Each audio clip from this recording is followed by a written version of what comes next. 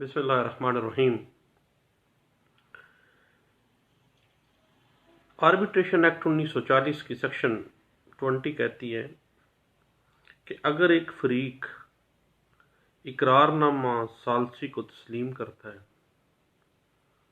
जबकि दूसरा फरीक इकरारनामा सालसी के किसी कंटेंट को तस्लीम नहीं करता या उससे कोई इख्तलाफ रखता है, तो जो भी फरीक इकरारनामा सालसी के ऊपर इख्तलाफ रखता है या उसको तस्लीम नहीं करता,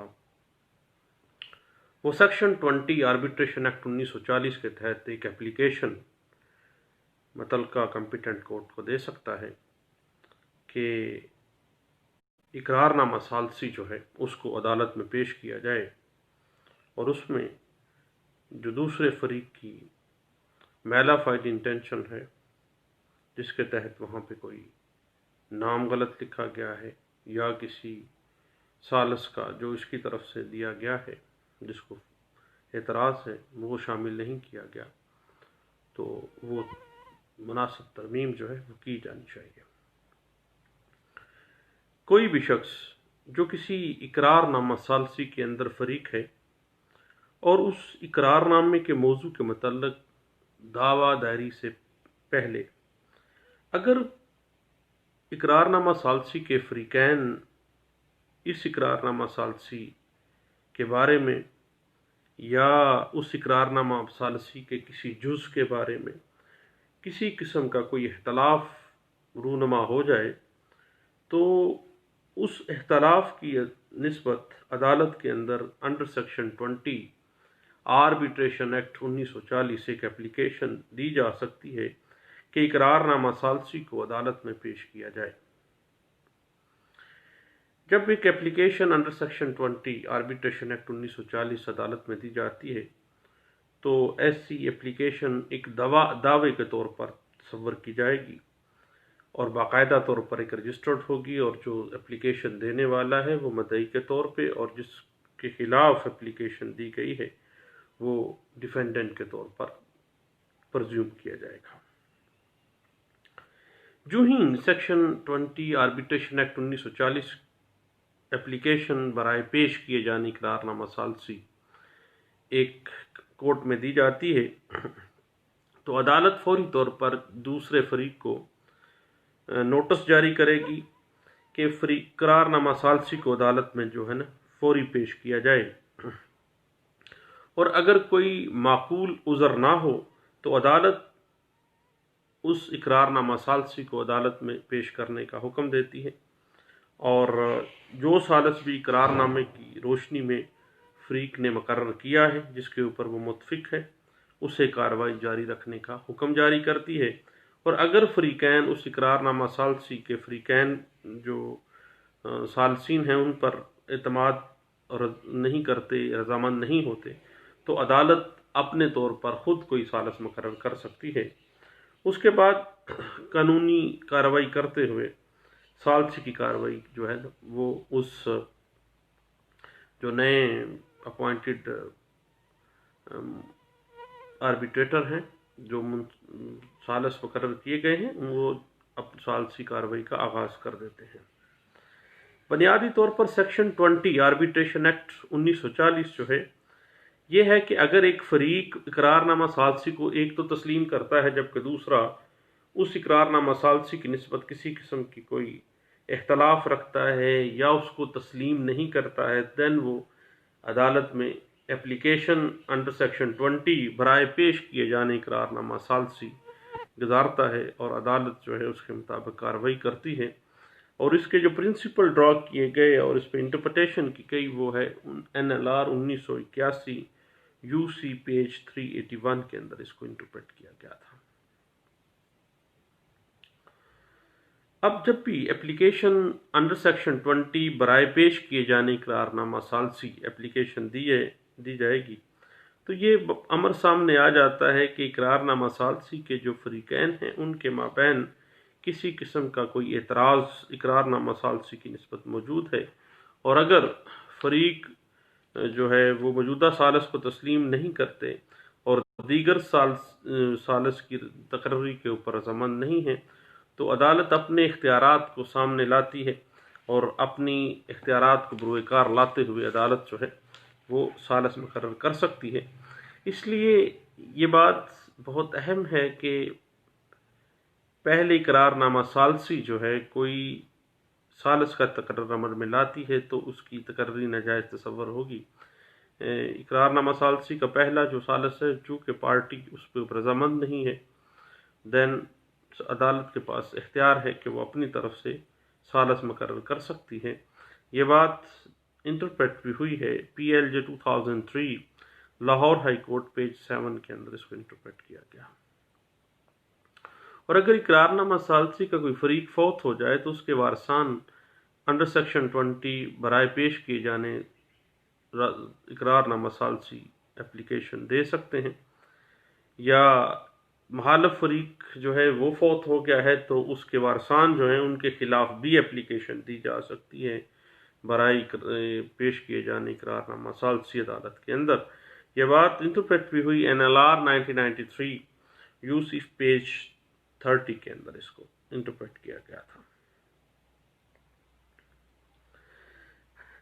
اب جب application under section 20 arbitration act 1940 برائے پیش کیے جانے اقرار نامہ ثالثی جب عدالت میں دی جاتی ہے تو اس اپلیکیشن پہ کارروائی اسی وقت ہوگی جب اقرار نامہ ثالثی تحریری شکل میں موجود ہو۔ اگر اقرار نامہ زبانی ہے تو پھر انڈر سیکشن 20 ثالثی کارروائی کے لیے ثالثی جو معاہدہ ہے اس کو پیش کرنے کی اپلیکیشن گزاری ہی نہیں جا سکتی، اور جس جگہ مابین فریقین اقرار نامہ ثالثی کے اندر اختلاف پایا جاتا ہے وہاں کی عدالت جو ہے اس کو اختیار سماعت بھی حاصل ہے، اور ایسی درخواست اس عدالت میں بھی دی جا سکے گی جہاں پر جزوی طور پر کوئی کاز آف ایکشن ہی اس اقرار نامہ ثالثی کی نسبت کوئی ارائز ہوا ہو۔ یہ بات انٹرپریٹ بھی ہوئی NLR 1989 CLJ پیج 555 کے اندر اس کو انٹرپریٹ کیا گیا تھا۔ اقرار نامہ ثالثی کو قانونی طور پر کچھ سینکٹیٹی حاصل ہے، اور اقرار نامہ ثالثی کرنے والے جو فریقین ہیں ان کو قانونی طور پر پابند کیا گیا ہے، اور اگر کوئی سنگین قسم کا اختلاف ہو تو عدالت جو ہے وہ اقرار نامہ ثالثی پیش کیے جانے کی اپلیکیشن پر کارروائی کرتے ہوئے کوئی نیا ثالث بھی مقرر کر سکتی ہے۔ یہ بات انٹرپریٹ ہوئی PLD 2002 supreme court of Pakistan کا فیصلہ ہے پیج 310 کے اندر اس کو انٹرپریٹ کیا گیا تھا۔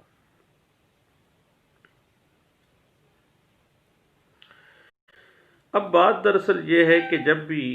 انڈر سیکشن 20 اپلیکیشن آپ نے موو کرنی ہے اس میں وضاحت آپ نے کرنی ہوگی کیا وجہ ہے جس کی وجہ سے اقرار نامہ ثالثی پیش کیا جانا لازمی ہے، کیونکہ کوئی نہ کوئی ایسا سنگین اختلاف موجود ہوگا، اسی کی بنا پر جو ہے وہ application under section 20 arbitration act 1940 عدالت میں پیش کی جاتی ہے، اور وہ جو معقول وجوہات ہیں اس اپلیکیشن کے اندر اندراج کرنا چاہیے، ورنہ عدالت فیصلہ جو ہے ثالثی فیصلہ کے پیش نظر کرنے کا حکم جاری نہیں کرے گی، کوئی معقول وجہ کے تحت ہی کرے گی۔ یعنی بعض اوقات ایسے ہوتا ہے کہ اقرار نامہ ثالثی میں کسی ایک فریق کے ثالث کا ذکر ہی نہیں کیا گیا، اس کو نظر انداز کیا گیا ہے، یا اس نے جس فریق کا نام دیا ہے بطور ثالث اس شخص کو بطور ثالث شامل ہی نہیں کیا گیا اقرار نامہ ثالثی میں، دین وہ فوری طور پر under section 20 arbitration act 1940 application competent court میں دے گا،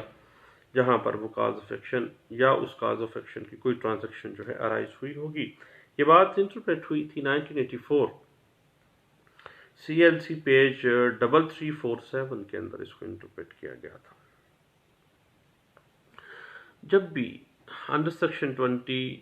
آربیٹریشن ایکٹ 1940 آپ اپلیکیشن دیتے ہیں برائے پیش کیے جانے اقرار نامہ ثالثی، تو اس میں یہ ذکر کرنا لازمی ہوتا ہے کہ جو اقرار نامہ ثالثی کے فریقین ہیں ان کے درمیان اقرار نامہ ثالثی کی نسبت کوئی اختلاف موجود ہے، اگر اختلاف نہیں ہے تو پھر ایسی اپلیکیشن جو ہے وہ مینٹینیبل ہی نہیں ہے۔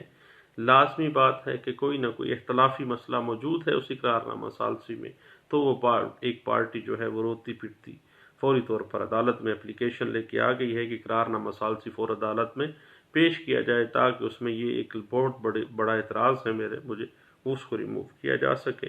یہ بات انٹرپریٹ بھی ہوئی PLD 1987 supreme court of Pakistan کا فیصلہ پیج 461 کے اندر اس کو انٹرپریٹ کیا گیا تھا۔ اب بعض اوقات ایسا ہوتا ہے کہ اقرار نامہ ثالثی جب لکھا جاتا ہے تو ایک فریق جو بیچارہ ان پڑھ ہے یا سیدھا سادہ ہے اس کو دھوکہ دے دیا جاتا ہے، اور تقرری ثالث اس کے لائی جاتی ہے عمل میں، لیکن وہ فریب ہوتا ہے، اس کو پتہ بعد میں چلتا ہے، تو فوری طور پر وہ under section 20 arbitration act application move کرتا ہے کہ جناب دھوکہ فریب سے جو ہے نہ تقرری ثالث کی گئی ہے، فوری طور پر جو اقرار نامہ ثالثی ہے وہ عدالت میں پیش کیا جانا ضروری ہے، تاکہ عدالت کو لجا کی جاتی ہے، صدا کی جاتی ہے کہ فلاں شخص میری طرف سے ثالث ہے، اس کا نام ہی درج نہیں کیا گیا اور دھوکہ فریب سے کسی اور شخص کو بطور ثالث اس میں رکھ لیا گیا ہے۔ تو ایسی صورت میں ایسی تقرری جو ہے وہ نل اینڈ وائڈ تصور ہوگی، اور سیکشن 20 کے تحت مینٹینیبل یہ بات ہے اور معقول وجہ ہے کہ اقرار نامہ ثالثی عدالت میں پیش کیا جائے، اور اس ایسی جو تقرری ثالث عمل میں لائی گئی ہے اس کو منسوخ کیا جائے، اور عدالت اپنی طرف سے کوئی جو ہے ثالث مقرر کرے گی۔ یہ بات انٹرپریٹ بھی ہوئی 1980 CLC پیج 1059 کے اندر۔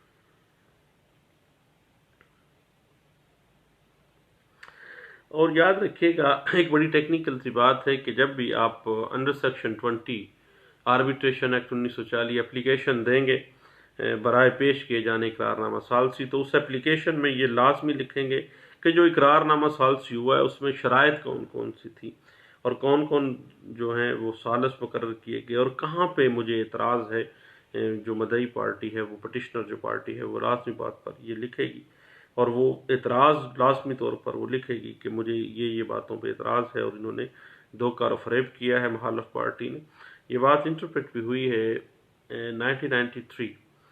SCMR پیج 1180 کے اندر۔ اور جب بھی اپلیکیشن آپ انڈر سیکشن 20 آربیٹریشن ایکٹ 1940 برائے پیش کیے جانے اقرار نامہ ثالثی عدالت میں پیش کرتے ہیں، تو اپلیکیشن کے اوپر under article 12 schedule 2 court fee act جو ہے، ایسی اپلیکیشن کے اوپر 20 روپے کا جو ہے وہ کورٹ فیس لگے گا، کیونکہ آرٹیکل 12 جو ہے شیڈول 2 کورٹ فیس ایکٹ 1870 کہتی ہے کہ جب بھی کوئی اپلیکیشن انڈر سیکشن 20 برائے پیش کیے جانا اقرار نامہ ثالثی کسی عدالت میں اعتراض ہونے کی صورت میں جمع کروایا جائے گا، تو ایسی اپلیکیشن پہ 20 روپے کا کورٹ فیس لگایا جائے گا۔ جہاں تک معاملہ ہے لمیٹیشن کا، تو آرٹیکل 181 لمیٹیشن ایکٹ 1908 جو ہے وہ اپلائی ہوتا ہے، اور اس کی جو میعاد ہے جب مابین فریقین اختلاف پیدا ہوا ہے، تو اس سے میعاد جو ہے انڈر آرٹیکل 181 لمیٹیشن ایکٹ 1908 جو ہے وہ کہتا ہے کہ 3 سال اس کی لمیٹیشن ہے۔ اور جہاں تک میٹر ہے کنڈونیشن آف ڈیلے کا، تو کنڈونیشن آف ڈیلے جو ہے وہ اپلائی ہوتی ہے ہمیشہ کسی دعوے کے اوپر، اپلیکیشن کے اوپر کبھی بھی کنڈونیشن آف ڈیلے جو ہے وہ اپلائی نہیں ہوتی، یہ ایک سیٹلڈ پرنسپل ہے۔ اور البتہ ہم بات کر رہے تھے application under section 20 limitation act arbitration act 1940 کی، کہ جب بھی آپ نے اپلیکیشن برائے پیش کیے جانے اقرار نامہ ثالثی کسی اعتراض کی بنا پر عدالت میں دینا ہے، تو اس پہ جو قانون میعاد کا آرٹیکل 181 جو ہے قانون میعاد 1908 کا وہ اپلائی ہوگا، اور 3 سال اس کی لمیٹیشن ہوگی۔ اور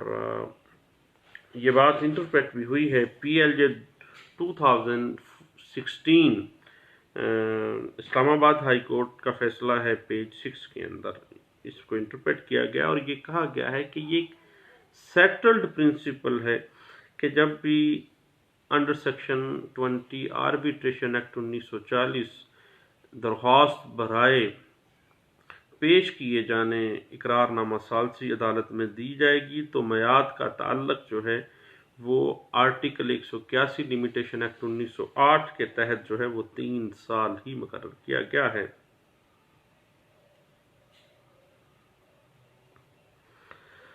اس کے بعد اسی جو کیس لا ہے اسلام آباد ہائی کورٹ کا، اس میں یہ بھی کہا گیا کہ اگر اپلیکیشن جو ہے وہ ٹائم بارڈ ہے، 181 آرٹیکل اپلائی ہو رہا ہے، 3 سال اس کی لمیٹیشن ہے، اگر ٹائم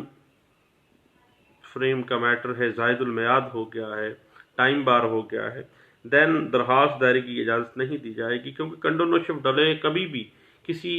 اپلیکیشن پہ اپلائی نہیں ہوتا، درخواستوں پہ نہیں بلکہ دعووں پہ اپلائی ہوتا ہے، اور دین 3 سال کی لمیٹیشن اگر گزر گئی ہے تو پھر یہ اپلیکیشن نہیں دی جا سکے گی اور نہ ہی معاملہ ثالث کو بھیجا جا سکتا ہے۔ اور جب بھی under section 20 arbitration act 1940 application عدالت میں دی جائے گی تو عدالتی جو ثالثی معاہدہ ہے اس کے اوپر عدالت جو ہے وہ مشاہدہ کرے گی اور فریقین کے درمیان جو تنازع ہے اس ثالثی معاہدہ کے مابین، اس معاہدہ کی روح سے اس تنازع کو بھی دیکھے گی، اس اختلاف کو بھی دیکھے گی، اور ان مقدمات میں فریقین کی طرف سے جو مقرر کیا گیا ثالث ہے وہ بھی دیکھے گی کہ ہر کس جگہ کے اوپر وہ اعتراض ایک فریق مان رہا ہے، دوسرا فریق کیوں اعتراض کر رہا ہے، کون سا ایسا ایشو اٹھ گیا ہے، اور عدالت اس کو سالو آؤٹ بھی کرے گی۔ یہ بات انٹرپریٹ بھی ہوئی ہے 2013 MLD پیج ہے 1499 کے اندر اس کو انٹرپریٹ کیا گیا تھا۔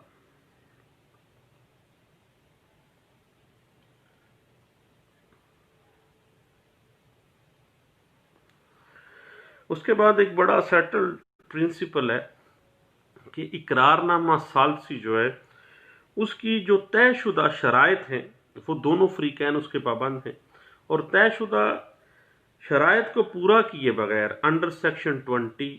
آربیٹریشن ایکٹ 1940 جو اپلیکیشن دی جاتی ہے برائے پیش کیے جانے اقرار نامہ ثالثی جو ہے وہ مینٹینیبل نہیں ہے۔ پہلے آپ نے بتانا ہے کہ یہ شرائط معاہدہ طے ہوئی تھیں اور میں اپنے پارٹ کے اوپر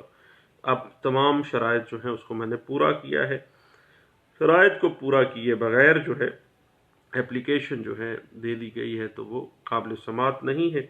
یہ بات انٹرپریٹ ہوئی PLJ 2015 supreme court of Azad Jammu and Kashmir کا فیصلہ ہے، پیج 135 کے اندر اس کو انٹرپریٹ کیا گیا تھا۔ اس کے بعد جب یاد رکھے گا کہ ثالثی کارروائی میں یا کسی اپلیکیشن میں یا ثالثی کسی بھی معاملے میں جب کوئی کلیم حتمی طور پر اطمینان کی حد تک دونوں پارٹیز مطمئن ہو گئی ہیں، دین اس معاملے کو جس پہ سیٹسفائی ہو گئی ہیں پارٹیز، اس معاملے کو پھر جو ہے وہ ثالثی کے ذریعے حل کروانے کی عدالت جو ہے وہ کوشش نہیں کرے گی، بلکہ وہ سیٹلڈ سمجھا جائے گا اس امر کو کہ اس پہ دونوں پارٹیز متفق ہو گئی ہیں۔